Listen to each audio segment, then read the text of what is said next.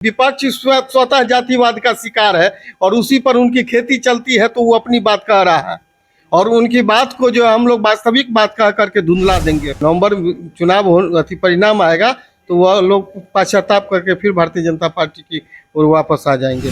अब हम हिंदू हैं तो हिंदू स्वाभिमान की बात करना मेरा स्वाभाविक धर्म बनता है। बिहार की सियासत में एक बार फिर से हलचल तेज हो गई है, जहां की एक तरफ मंत्री गिरिराज सिंह जी ने हिंदू स्वाभिमान यात्रा निकाल करके सियासत को गरम कर दिया है। इस संदर्भ में हम बात करने आज मौजूद है बीजेपी विधायक वीरेंद्र कुमार जी से। जानते हैं उनकी क्या प्रतिक्रिया है, क्या राय है।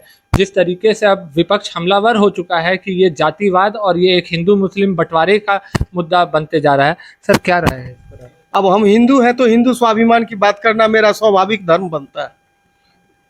सर, पर जिस तरीके से अररिया में सांसद जी ने बयान दिया है कि अगर अररिया में रहना है तो हिंदू धर्म पालन करना होगा, इस पर क्या है? स्वाभाविक बात है, हिंदू भारतवर्ष का पर्यायवाची शब्द है।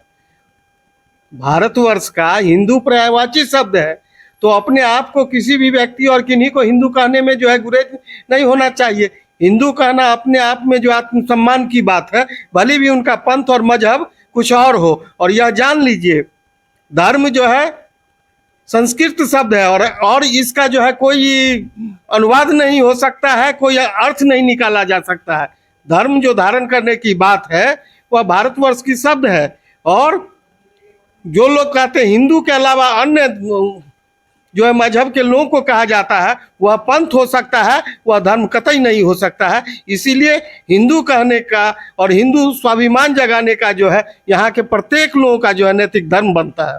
पर सर, विपक्ष इस पर हमलावर हो रहा है, कहा जा रहा है कि ये जातिवाद उकसाने का मुद्दा बनते जा रहा है। विपक्ष स्वतः जातिवाद का शिकार है और उसी पर उनकी खेती चलती है, तो वो अपनी बात कह रहा है और उनकी बात को जो हम लोग वास्तविक बात कह करके धुंधला देंगे। सर, पर भारत संविधान में ये साफ है कि भारत वासी है और इसमें इस तरीके से मंत्री पद पर होने के बावजूद इस तरीके के सर यात्रा निकालना, इस तरीके का बयान आना कि हर घर में त्रिशूल होना जरूरी है, ये कहाँ तक सही लग रहा है? हमारा धर्म का प्रतीक है त्रिशूल, होना ही चाहिए। कोई लोग भी घर बनाते हैं तो ऊपर जो है त्रिशूल का मार्का देते हैं जिससे वज्रपात से बचा जा सके। ये कौन सी बात है? सर, बात करें झारखंड विधानसभा चुनाव में तो अच्छे अच्छे दिग्गज नेता बीजेपी का पाला छोड़ करके जेएमएम की तरफ जाते हुए नजर आ रहे हैं, सर इस पर क्या कहना है? फिर वो लोग लौट करके वापस चले आएंगे कुछ दिन के बाद। नवंबर चुनाव परिणाम आएगा तो वह लोग पश्चाताप करके फिर भारतीय जनता पार्टी की ओर वापस आ जाएंगे। सर, झारखंड विधानसभा में क्या लग रहा है, किसकी सरकार आएगी? अब हम भारतीय जनता पार्टी के कार्यकर्ता है, विधायक है, तो कहेंगे हमारी सरकार बनेगी और बनेगी ही। सामाजिक समीकरण और सांस्कृतिक जो वहाँ का माहौल है वह मेरे पक्ष में है। सर, बिहार में 4 सीटों पर उपचुनाव होने वाले हैं, जहां पे आरजेडी ने साफ दावा ठोक दिया है कि 3 सीटें तो पहले से उनके पाले में थी, अब 4 की चारों उनके पाले में आने वाली है। समय आने दीजिए तब फिर इस पर बात करेंगे, अभी तो समर में उतरे ही हैं। सर, आरजेडी का एक और बयान आया है कि वो उनका कहना है कि माननीय मुख्यमंत्री जी बीमार चल रहे हैं, इस कारण से वो जनता से और मीडिया से अवगत नहीं हो रहे हैं, उनकी दिमागी स्थिति ठीक नहीं है।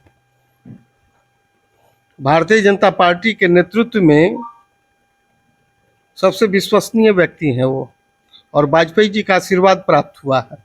और वाजपेयी जी का जिन्हें आशीर्वाद प्राप्त होता है वह लोकतंत्र में कभी बीमार नहीं होते, इस बात को लिख लीजिए। पर सर, जनता से अवगत ना होना, मीडिया से दूर भागना, इस पर क्या कहेंगे? ऐसा थोड़े है जो मीडिया को उनका प्रत्येक दिन जो है प्रेस रिलीज होता ही है, जो सरकारी कामकाज है उसमें दिखाई पड़ते ही है। जी धन्यवाद सर। जैसा कि आपने सुना, विधायक जी का साफ कहना है कि हिंदू राष्ट्र है और हिंदू की बात करना कोई गलत बात नहीं है। जो माननीय मंत्री जी सही राह में है और उनके तरफ से बीजेपी के तरफ से, बीजेपी के विधायकों के तरफ से, बीजेपी के कार्यकर्ताओं के तरफ से पूर्ण समर्थन मिल रहा है उन्हें। और साथ ही में होने वाले उपचुनाव पे भी उन्होंने स्पष्ट कर दिया है कि एनडीए का परचम बिहार में लहराएगा।